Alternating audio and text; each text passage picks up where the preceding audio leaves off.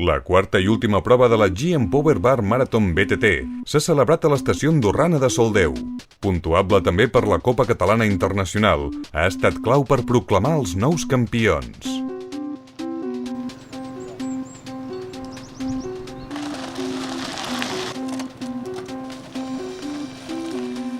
En la prova masculina, Israel Núñez, Joan Llordella i Francesc Freixer Starbike han destacat des dels primers metres. Ja al quilòmetre 10, Llordella ha aconseguit un avantatge sobre Núñez d'uns 10 segons, mentre que a uns 2 minuts es trobaven els perseguidors Freixer i un sorprendent Frederic Balaguer.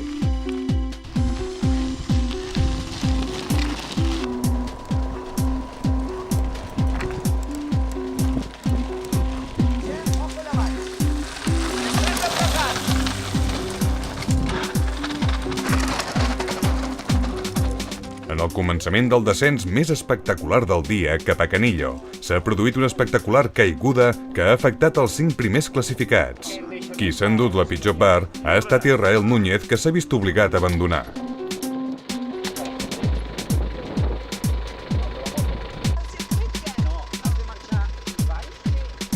Llordella, en canvi, ha pogut mantenir el liderat fins al final, seguit de Francesc Balaguer, fins que aquest ha trencat la cadena. La segona posició final se l'ha endut Ismael Ventura i tercer ha estat Josep Batalú, que a més ha aconseguit la primera posició en Màster 30.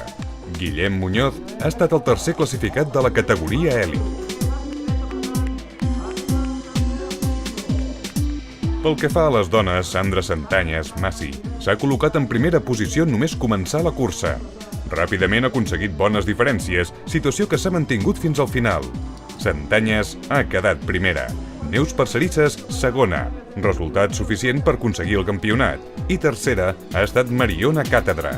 Tots els corredors han coincidit a destacar la gran duresa del circuit, de 38 quilòmetres, pràcticament tots de pujada i que en bona part s'han disputat per sobre els 2.000 metres d'altura.